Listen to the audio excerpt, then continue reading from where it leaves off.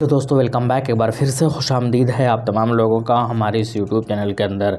आइए दोस्तों बात करेंगे फाइनली एआईएमआईएम का जो रिज़ल्ट है वो फाइनली डिक्लेयर हो गया है, यानी कि एमआईएम की कितनी सीटें आई है या नहीं आई है, या जो एक सीट लगातार ऐसा कभी आगे कभी पीछे कभी आगे कभी पीछे हो रहा था मुबारकपुर से शाह आलम साहब यानी उर्फ गुड्डू जमाली साहब, क्या वो उनकी जीत हुई या हार हुई, वहाँ का रिज़ल्ट फाइनल आया या नहीं आया। बहुत सारे सवाल है दोस्तों, बहुत सारी चीज़ों का जवाब भी देना है।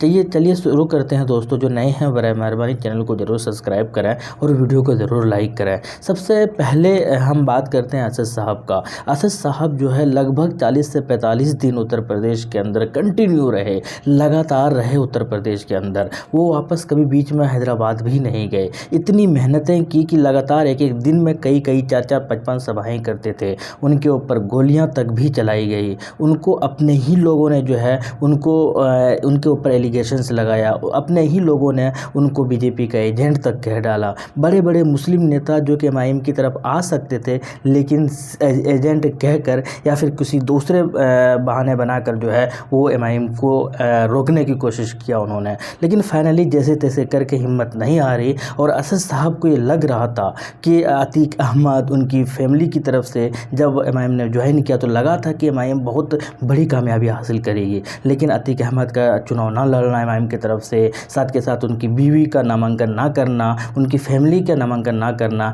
एमआईएम को कहीं ना कहीं थोड़ा सा धक्का ज़रूर लगा था वहाँ पर। लेकिन फिर मुबारकपुर से जो है गुड्डू साहब का जुड़ना एमआईएम से एक बहुत बड़ा हिम्मत वाला और जोश वाला काम हुआ। लगा कि 2 बार के विधायक जब एमआईएम की तरफ से चुनाव लड़ेंगे तो ये साहब जो है चुनाव ज़रूर जीतेंगे। लेकिन हुआ भी यही, आगे पीछे हालांकि दिन भर रहा, लेकिन फाइनली रिज़ल्ट जो है उनके फेवर में नहीं गया और वो हार गए। लेकिन सवाल ये भी खड़ा होता है दोस्तों कि मुसलमान क्या सबसे बड़ी वजह बनी एमआईएम के हारने की? तो मैं कहूँगा बिल्कुल हाँ। कुछ बड़े मुस्लिम नेता वो जो कि आ रहे थे, एमआईएम ज्वाइन कर रहे थे, लेकिन उन्होंने इस वजह से ज्वाइन नहीं किया क्योंकि अखिलेश यादव के द्वारा ये कहलवाया गया कि अगर आपको टिकट नहीं मिलता है तो हम आपको, यानी हमारी पार्टी जब जीत जाती है उसके बाद आपको ये दर्जा देंगे, उसके बाद आपको मंत्री बनाएंगे, उसके बाद ये बनाएंगे वो बनाएंगे। इस तरीके का लालच देके उन मुस्लिम नेताओं को रोका एमआईएम में जाने से। जबकि वो मुस्लिम नेता अगर एमआईएम की तरफ से लड़ते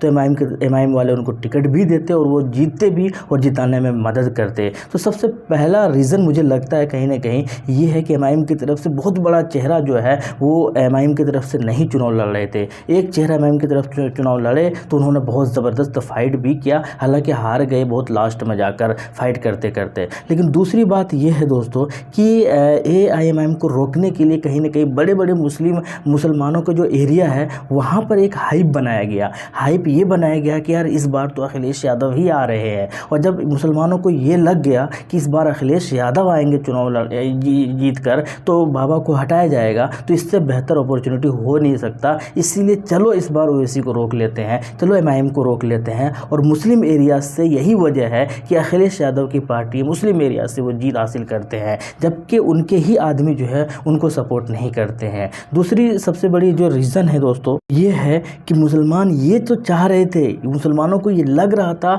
कि हम अखिलेश यादव को सरकार में लाएंगे, जबकि असद साहब बार बार ये कहते थे कि मुस्लिम वोट से कोई भी सरकार नहीं बना सकता है। और यही बात आज साबित भी हुई, क्योंकि बीजेपी क्योंकि यादवों ने या दूसरे जाट वगैरह ने जो है अखिलेश यादव को वोट या सपोर्ट किया ही नहीं, सिर्फ मुसलमानों ने सपोर्ट किया, इसीलिए वो 100 सीटों के पार भी हुए। यही वजह है कि असद साहब को इस बार कहीं ना कहीं इंटरेस्ट नहीं या लिया, असद साहब में या उनकी पार्टी में इंटरेस्ट नहीं लिया और उनकी पार्टी हार गई। फिलहाल यही अपडेट है दोस्तों कि एआईएमआईएम की कोई भी कैंडिडेट जो है जीत नहीं पाई है इस बार, यानी कि एमआईएम का खाता नहीं खुला है इस बार विधानसभा चुनाव के अंदर। जबकि खलीलाबाद से पीस पार्टी के डॉक्टर अयूब साहब से काफ़ी ज़्यादा उम्मीदें थी, वो भी फिलहाल जो है नहीं जीत पाए हैं। हालांकि कुछ अच्छे लोगों की जीत जरूर हुई है। आदम खां का जो है वो 10वीं बार जो विधायक बने हैं, बहुत बहुत मुबारक हो उनको। जैसे और उनका बेटा जो है 60,000 से ज़्यादा वोटों से वो जीतते हैं, अब्दुल्ला आज़म।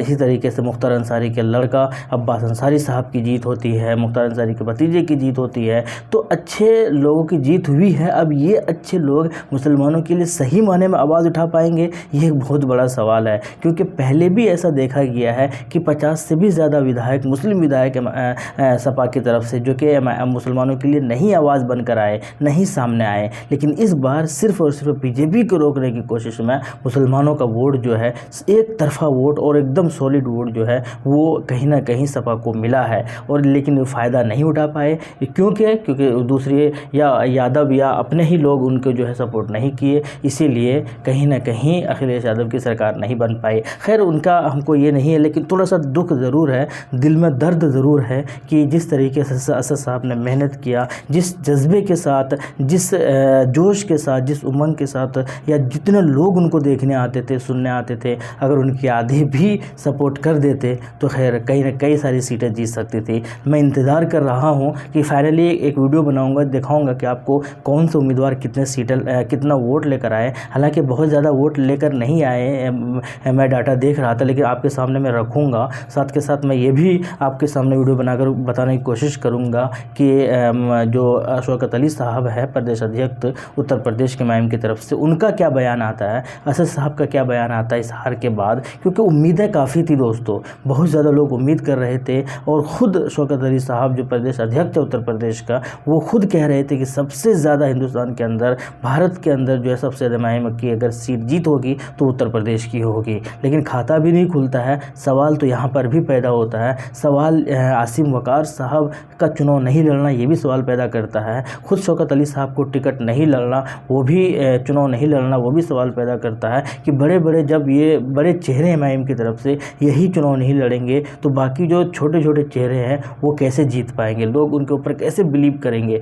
बहुत सारे सवाल हैं दोस्तों, लेकिन कुल मिलाकर यही है, कहते हैं ना कि हार के जीतने वाले को बाजीगर कहते हैं। और कुल मिलाकर यही है कि खाता नहीं खुला तो नहीं खुला, फिर आएंगे और फिर लड़ेंगे, फिर लोगों के बीच रहेंगे, और फिर जो है उसके बाद फिर जीतने की कोशिश करेंगे। यही स्टेटमेंट जो है असद साहब बार बार देते आए हैं। इसके बाद इसी साल जो है अब गुजरात के अंदर चुनाव है, सारा फोकस वहाँ रहेगा। और मुझे लगता है पर्सनली कि उत्तर प्रदेश के से ज़्यादा जो है लोग वहाँ गुजरात के समझदार है, क्योंकि जिस तरीके से वहाँ पर 25-26 दिन की मेहनत से गुजरात के अंदर काफ़ी सारे सीटें जीत चुके थे, तो उससे लगता है कि वहाँ के लोग ज़्यादा समझदार हैं। खैर, कुल मिलाकर देखते हैं क्या होता है। लेकिन आपका क्या कहना है, कितने निराश हैं आप? और हालांकि निराश तो होना ही नहीं चाहिए, क्योंकि नाउम्मीदी कुफ्र है, और इसीलिए कि निराश तो नहीं है, लेकिन हाँ, सबक सीखना ज़रूरी है, मेहनत करनी ज़रूरी है, ज़मीनी स्तर पर मेहनत करनी ज़रूरी है, लोगों के दिलों में अपना जगह बनाना ज़रूरी है,